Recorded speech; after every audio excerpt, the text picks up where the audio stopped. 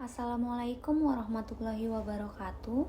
Saya Aurelin Kaputri dengan NPM 22101188 dari kelas A mata kuliah pengantar ilmu hukum. Di sini saya akan menjelaskan tentang azas-azas hukum. Nah, yang pertama saya akan menjelaskan tentang definisi azas hukum. Azas hukum adalah pikiran dasar yang abstrak dan luas yang menjadi latar belakang dan ada dalam peraturan konkret setiap sistem hukum yang kemudian menjadi peraturan perundang-undangan dan menjadi keputusan hakim. Selanjutnya ada pula azas hukum menurut Kamus Besar Bahasa Indonesia atau yang biasa kita kenal dengan KBBI. Azas hukum merupakan alas, dasar, pedoman seperti batu yang kokoh untuk alas rumah. Azas juga dapat diartikan sebagai sebuah kebenaran yang menjadi tumpuan atau pokok berpikir, berpendapat, dan sebagainya. Berikut ini adalah pengertian azas hukum menurut para ahli. Yang pertama ada Muhammad Daud Ali. Muhammad Daud Ali mendefinisikan azas hukum sebagai kebenaran yang digunakan sebagai pokok berpikir dan alasan berpendapat, terutama dalam penegakan dan pelaksanaan hukum. Contohnya azas hukum pidana menjadi tumpuan dalam pelaksanaan hukum pidana. Selanjutnya ada menurut Elkema Homes. Azas hukum bukan norma-norma hukum konkret, tetapi sebuah landasan yang paling luas dan kuat bagi lahirnya peraturan hukum yang berlaku. Azas hukum merupakan dasar atau petunjuk arah dalam pembentukan hukum positif. Azas-azas hukum pula terbagi menjadi 21 bagian. Bagian yang pertama yaitu absolut. Azas ini disebut juga sebagai azas hukum memaksa, yaitu suatu benda hanya bisa diadakan hak kebendaannya sebagaimana yang sudah disebutkan di dalam undang-undang. Hak-hak kebendaan tak akan memberikan wewenang yang lain setelah yang ditentukan dalam undang-undang.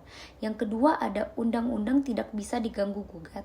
Undang-undang tidak bisa diuji oleh badan peradilan, tetapi oleh pembentuk undang-undang itu sendiri. Azas ini berlaku jika tak bertentangan dengan undang-undang dasar sebagai hukum paling tinggi di suatu negara. Dengan kata lain, azas ini mengatur bahwa undang-undang dapat dikaji ulang jika bertentangan dengan hukum yang lebih tinggi. Yang ketiga ada undang-undang tak bisa berlaku surut. Azas yang satu ini berarti perundang-undangan yang dibuat hanya berlaku pada peristiwa hukum yang terjadi setelah peraturan perundang-undangan ditetapkan. Akan tetapi, untuk mengabaikan azas ini diberlakukan dalam rangka memenuhi keadilan masyarakat. Yang keempat ada konsensualisme.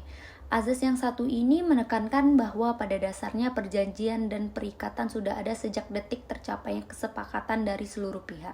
Artinya perjanjian ada sejak tercapainya konsensus atau kata sepakat antar seluruh pihak tentang pokok perjanjian. Selanjutnya yang kelima ada lex specialis derogat legi generalis. Azas yang satu ini berarti peraturan perundang-undangan yang bersifat lebih khusus mengesampingkan peraturan undang-undang yang lebih umum. Yang keenam itu ada lex superior derogat legi inferior. Azas ini berarti peraturan perundang-undangan yang lebih rendah tak boleh bertentangan dengan peraturan perundang-undangan yang lebih tinggi. Yang ketujuh itu ada lex posterior derogat legi priori.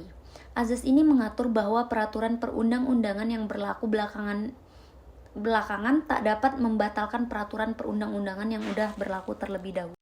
Selanjutnya yang kedelapan ada pacta sunt servanda. Menurut azas ini, masing-masing pihak perjanjian wajib melaksanakan isi perjanjian demi kepastian hukum. Azas ini tak berdiri sendiri dan mempunyai kaitan dengan azas iktikat baik atau good faith. Yang kesembilan ada pacta tertis nec nocen nec prosun. Azas ini berarti perjanjian tak bisa memberikan hak dan kewajiban kepada pihak ketiga. Yang ke-10 ada kebebasan berkontrak. Azas ini juga dikenal sebagai party autonomy, liberty of contract atau freedom of contract. Azas ini adalah wujud nyata dari penghormatan atas hak asasi manusia. Selanjutnya yang ke-11 ada percampuran. Selanjutnya yang ke-12 ada nullum delictum nulla poena sine lege praevia poenali.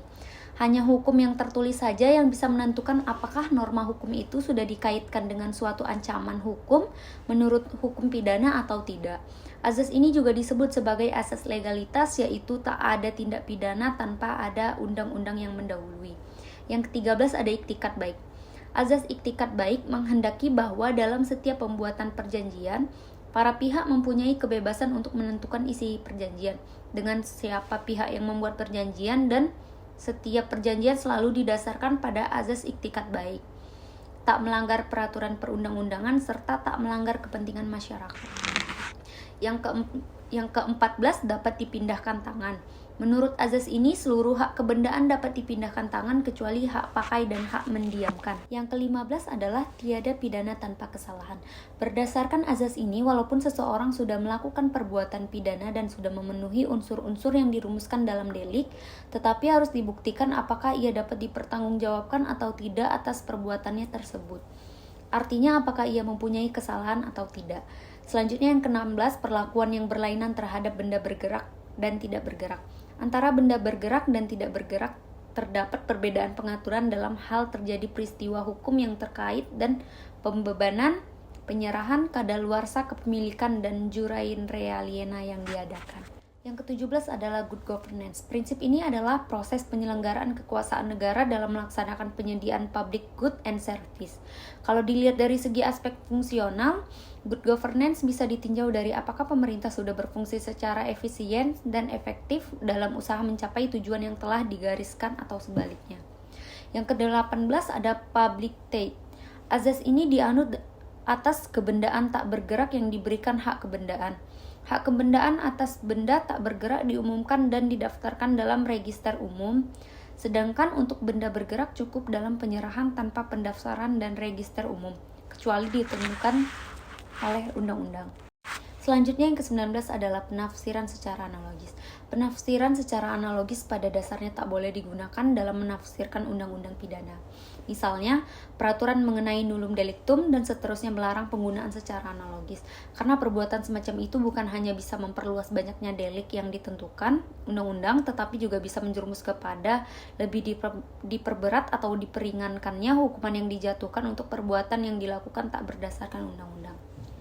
Selanjutnya yang ke-20 itu ada rebus sixtantibus. Azas ini berarti perjanjian yang sudah berlaku akan terganggu berlakunya jika terjadi perubahan keadaan yang fundamental.